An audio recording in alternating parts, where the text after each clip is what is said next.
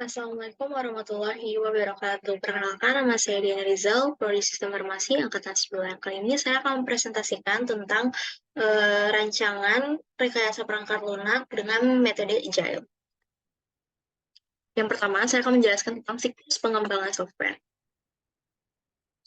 Terdapat 6 siklus dalam pengembangan perangkat lunak. Yang pertama ada planning, analisis, design, implementation, testing, and integration, serta maintenance. Pada bagian pertama itu ada perencanaan. Pada tahap ini, proyek direncanakan dengan mengidentifikasi kebutuhan pelanggan dan menentukan iterasi atau siklus pengembangan. Input dari planning sendiri itu kebutuhan perubahan software atau sistem request. Prosesnya terjadi pada sistem analis, membuat analis kelayakan feasibility analis dari sistem request. Outputnya sistem proposal. Yang kedua, ada analisis, yaitu perencanaan yang telah dibuat ditafsirkan menjadi kebutuhan fungsional yang lebih rinci. Inputnya keputusan yang layak, dan prosesnya terdapat pada sistem analis, melakukan analisis dari desain, business analis membantu memahami proses bisnis dari software yang akan dibangun. Sistem analis, outputnya sistem specifications. Yang ketiga ada desain. Tim mengembangkan desain berbasis pada kebutuhan yang telah dianalisis. Kemudian ada pengembangan. Pengembangan perangkat lunak dilakukan dalam iterasi pendek atau sprint, di mana fungsionalitas tambahan ditambahkan ke perangkat lunak dalam setiap iterasi. Yang kelima ada pengujian, yaitu setelah setiap iterasi selesai, pengujian dilakukan untuk memastikan bahwa perangkat lunak berfungsi dengan baik. Yang terakhir ada pengiriman. Setelah beberapa iterasi, perangkat lunak siap untuk diimplementasikan. Ini bisa menjadi lebih awal daripada dalam model waterfall. Metode Agile pada pengembangan software.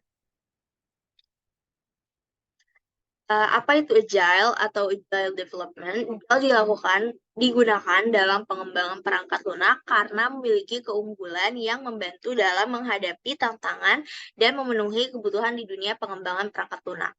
Mengapa Agile cocok untuk pengembangan software? Yang pertama, Agile sendiri mengadopsi atau mengutamakan 4 nilai utama yang didefinisikan dalam Manifesto Agile. Yang keempat prinsip ini merupakan inti dari pendekatan Agile dalam pengembangan perangkat lunak dan menjadi dasar bagi nilai-nilai dan praktik Agile yang lebih lanjut. Mereka membantu tim untuk menjadi lebih tangkas, responsif, dan fokus pada kepuasan pelanggan. 4 values Agile ini, yang pertama ada individu dan interaksi lebih dari proses dan alat, individuals and interactions over processes and tools. Prinsip ini menekankan pentingnya hubungan antar anggota tim dan kolaborasi yang efektif dalam pengembangan perangkat lunak. Meskipun proses dan alat adalah bagian penting, tapi yang utama adalah kemampuan individu untuk berkomunikasi dan berinteraksi secara efektif. Yang kedua, ada perangkat lunak yang berfungsi lebih dari dokumentasi yang rinci atau working software over comprehensive documentation. Prinsip ini menekankan yang pentingnya menghasilkan perangkat lunak yang benar-benar berfungsi dan memberikan nilai kepada pengguna. Meskipun dokumentasi penting, perangkat lunak yang berfungsi adalah yang utama. Ketiga, kolaborasi dengan pelanggan lebih dari negosiasi kontrak atau customer collaborations over contract negotiations. Prinsip ini mendorong kolaborasi yang kuat dengan pelanggan atau pemangku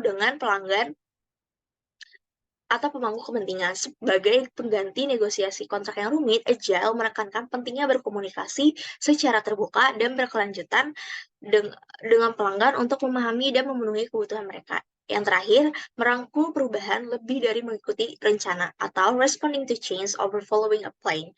Prinsip ini mengakui bahwa perubahan dalam kebutuhan dan persyaratan adalah hal yang wajar dalam pengembangan perangkat lunak.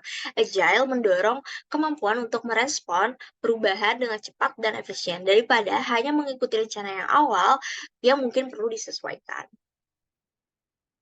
Selain 4 values yang dimiliki Agile juga memiliki 12 Agile Principle atau prinsip utama yang mendukung dan menguraikan nilai-nilai yang tercantum dalam Agile Manifesto. Prinsip-prinsip ini membentuk kerangka kerja yang mendasari pendekatan Agile dalam pengembangan perangkat lunak dan membantu tim untuk mencapai tujuan nilai-nilai utama yang termaktub dalam Manifesto Agile. Jadi apa sih 20 prinsip agile itu? Yang pertama, ada kepuasan pelanggan tertinggi melalui pengiriman yang cepat dan terus-menerus, atau highest priority is customer satisfaction through continuous delivery. Prinsip ini menekankan pentingnya memuaskan pelanggan dengan pengiriman perangkat lunak yang berkualitas dan dilakukan secara terus-menerus. Yang kedua, ada selamat datang perubahan persyaratan bahkan di tahap akhir pengembangan, atau yang bisa kita sebut welcome changing requirements even late in development. Agile mengakui bahwa perubahan dalam kebutuhan pelanggan adalah hal yang wajar dan mengedepankan kemampuan untuk merespon perubahan dengan cepat. Yang ketiga, ada kirimkan perangkat lunak yang berfungsi secara teratur dengan siklus pendek.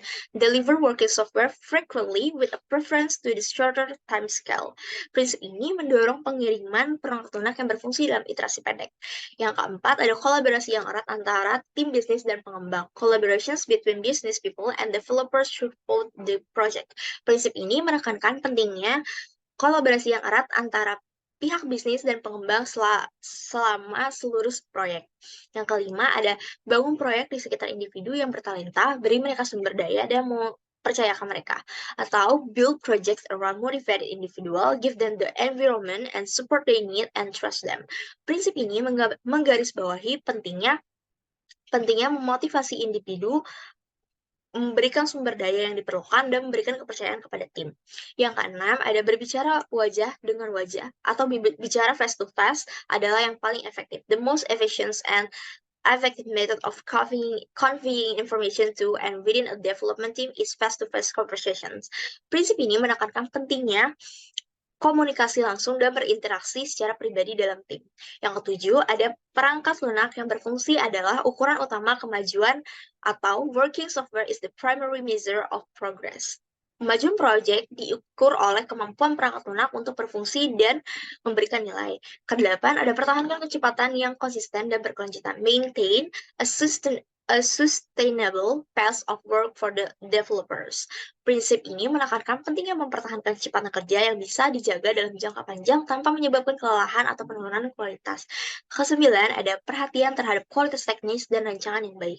Continuous attention to technical excellence and good design. Prinsip ini menggarisbawahi pentingnya kualitas teknis dalam pengembangan perangkat lunak. Yang ke-10, kesederhanaan, senantiasa merancang hal-hal seefisien mungkin.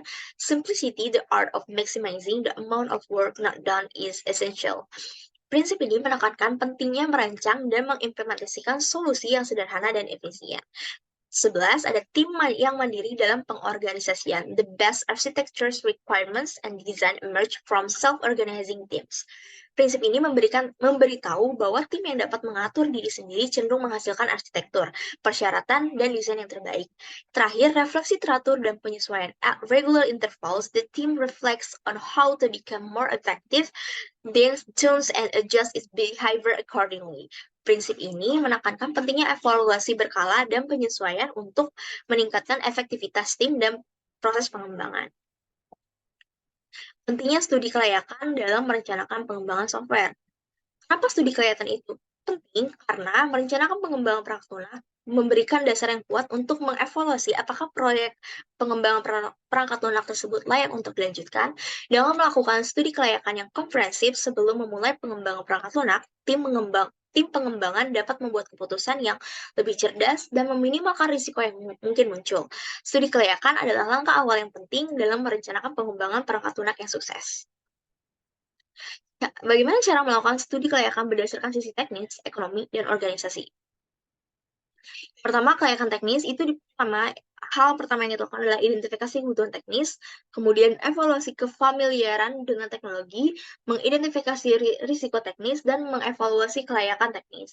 Yang kedua, ada kelayakan ekonomi. Bagaimana kita melakukan studi kelayakan ditinjau dari kelayakan ekonomi? Yang pertama, kita melakukan estimasi biaya pengembangan. Yang kedua, perkiraan pendapatan. Yang ketiga, hitung manfaat biaya dan ROI. Yang terakhir, tentukan payback period. Yang terakhir, kita melihat studi kelayakan ditinjau dari kelayakan organisasi. Kita perlu melakukan evaluasi kemampuan organisasi, meninjau komitmen pemangku kepentingan, mengidentifikasi risiko organisasi, dan mengevaluasi kelayakan organisasi. Berikut adalah contoh implementasi studi kelayakan pada kasus tim saya atau tim 3, yaitu website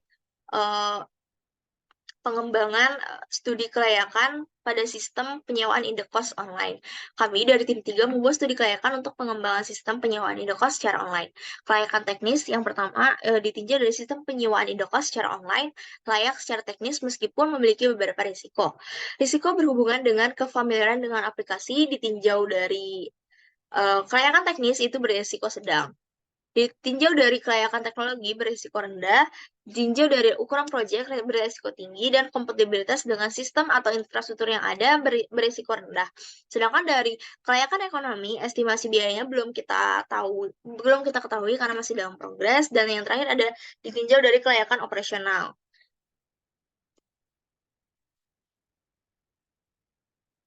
Sekian presentasi dari saya. Mohon maaf bila ada kata-kata yang salah. Wassalamualaikum warahmatullahi wabarakatuh.